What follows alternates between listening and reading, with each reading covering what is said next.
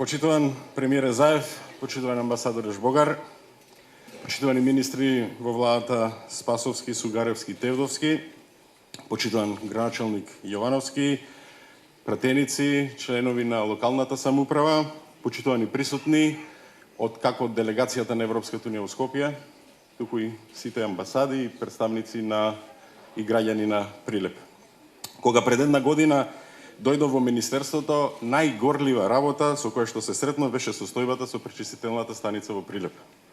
Куп информации, документи, многу неизвестност. И денес, кога сме сведоци на низината реализација, длабоко сум уверен дека целиот процес околу овој проект ни ги упокажа правците околу кои треба да градиме поинаков пристап во третирањето на ИПА проектите. Како да ги приоритизираме активностите, како посветено да работиме, како да се промениме, да сватиме дека мора да вложиме да ги зачуваме човечките ресурси, како на централно ниво, така и на локално ниво.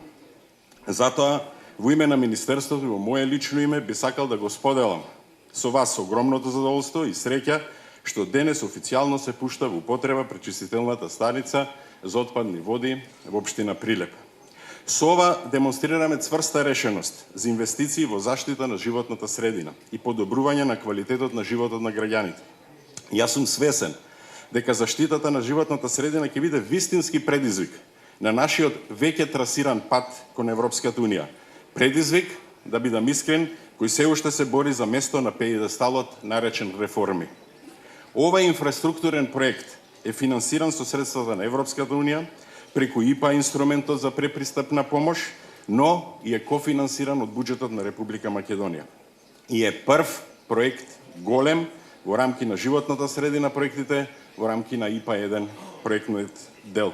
Оваа година очекуваме со ваков обем инвестиции во рамки на ИПА-2 да започне реализирањето и на пречистелните станици во општините Тетово и Битола и она што го истакна премиерот Заев, да се придружат на активностите за пречистителни станици и третман на отпадни води со помош на други донатори од Кочани, како што се пример Штип, Делчево, Кичево, Скопје, Радовиш, Струмица и Вевчани, и на тој начин Македонија да постигне 78% опфат на население со третман на отпадни води, како што ниедна земја не ги започнала преговорите на патот кон ЕУ.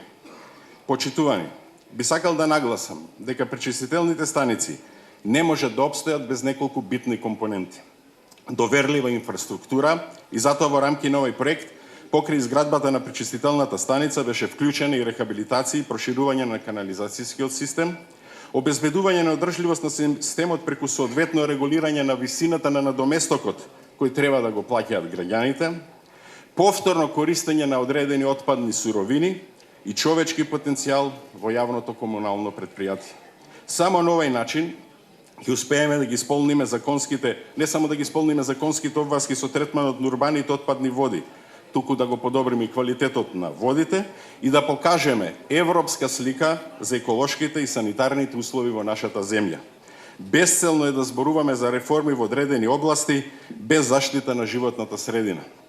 Алберт Ајнштајн на времето рекол дека околината е се што не сум јас, или она што господинот Жбогар го кажа, однесувањето на секој поединец не може да биде изолирано од влијанието кон животната средина и околина.